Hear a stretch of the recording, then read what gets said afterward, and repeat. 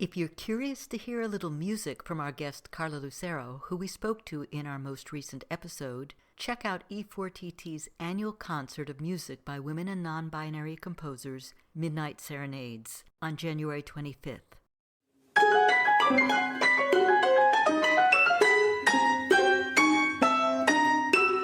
Welcome to For Good Measure, an interview series celebrating diverse composers and other creative artists, sponsored by a grant from the California Arts Council. I'm Nanette McGuinness, Artistic Executive Director of Ensemble for these times. In this week's episode, we continue our conversation with Pamela Z, who we spoke to in January 2021.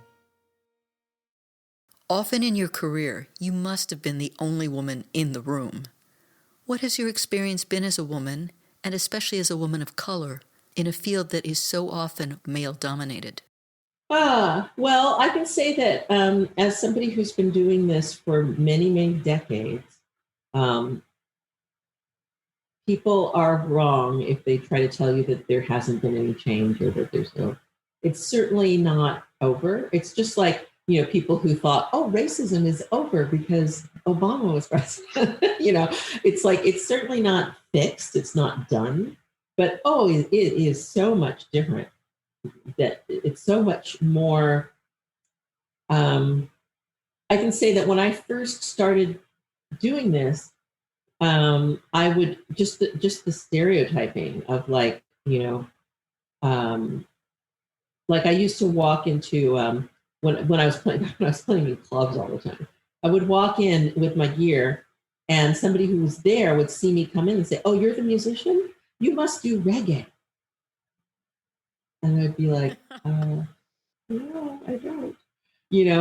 And the other thing that I would get is I would set up all of my gear myself because for years, I've been pretty much for my entire career, I've been pretty independent and doing all of this stuff on my own.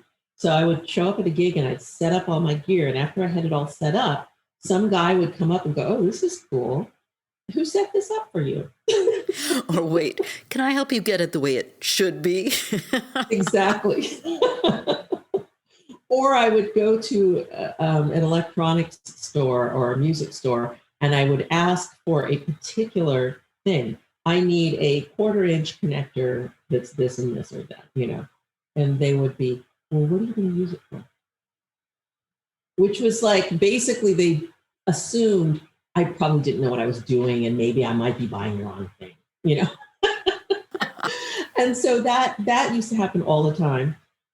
Also, whenever I was on a compilation album of electroacoustic composers or whatever, I would generally be the only woman on it, and probably the only person of color on it as well.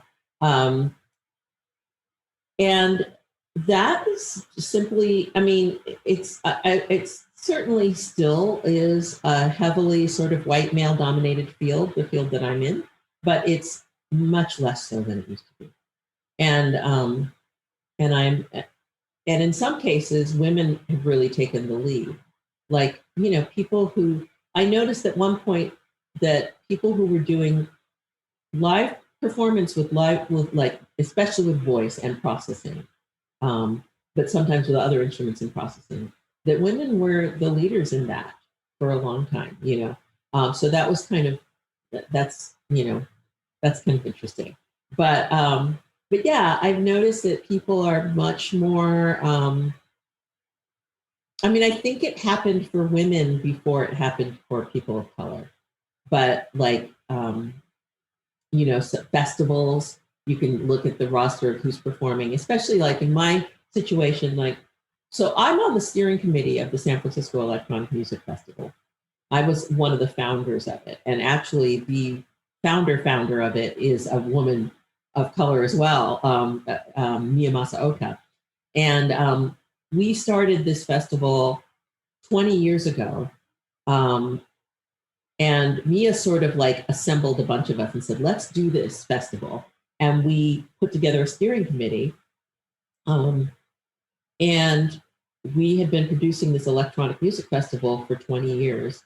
I'm the only sort of lifer, it seems. Like all the other people, including Mia, that were on the original, founding steering committee are gone.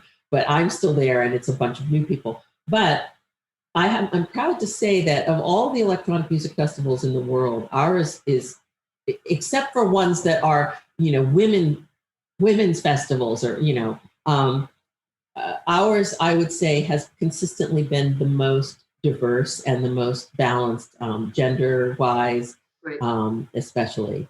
Right. And so if you look at the list of artists who played on the San Francisco Electronic Music Festival, you'll see just as many women there as men. But if you look at all the other electronic music festivals in the world, you'll see that it's not so. It's still, I mean, they are all having some women now, but, it's still, What about racial or cultural diversity? that becomes a trickier territory because I think that people are sometimes not discriminating against a culture so much as they are discriminating against a style, a perceived style.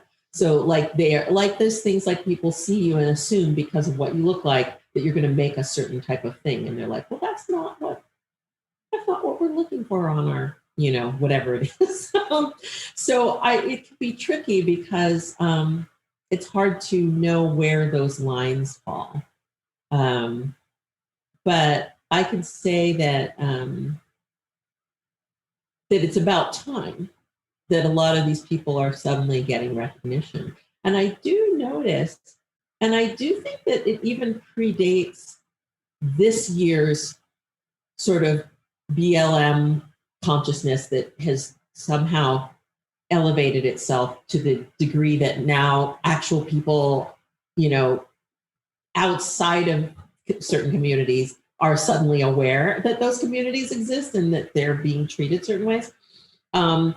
Even before that, I would say like in maybe just a few years leading up to this, I started to see a lot more consciousness in some, not all, but certain nonprofit organizations, curatorial vision started to be like, it just was interesting to me that I've been on more than one artist residency in recent years where I was one of like 5 or 6 African American people, not just even non-white people, but specifically African American people who were chosen in a group where that did, in other words, that the numbers were not dwarfed completely by the numbers of people that were actually there. To the extent that I kind of noticed it, like I was like, this is weird. Like I would like come out of my studios, moving into my little residency, whatever, and one of the other fellows would come up and say and introduce themselves, and I'd say, oh hi, and then I'd go to get the first meal, and then I'd sit down next to somebody, and that person was also, and I was just like, wow, there's a lot of Black people here. And that sort of struck me because that hadn't been the case in the past. So I felt like that couldn't just be an accident. It had to be like some raising of awareness that was already happening in curatorial circles, I guess. So I thought that was a good sign, that and that the people, and the other part of it is that the people who were there were not all of it one, it's like they weren't like just having a token, like we need to have somebody representing this kind of work, because the work of all of these people was so different. My work was so completely different than these other people's works, and they were all so completely different than each other's, So that's encouraging to see. Thank you for listening to For Good Measure, and a special thank you to our guest Pamela Z for joining us today.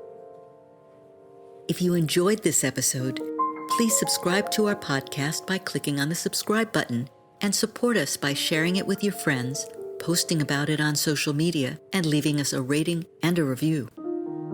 To learn more about E4TT, our concert season online and in the Bay Area, or to make a tax-deductible donation, please visit us at www.e4tt.org. This podcast is made possible in part by a grant from the California Arts Council and generous donors like you. For Good Measure is produced by Nanette McGuinness and Ensemble for These Times and designed by Brennan Stokes, with special thanks to audio engineer extraordinaire Stephanie Neumann. Remember to keep supporting equity in the arts and tune in next week for Good Measure.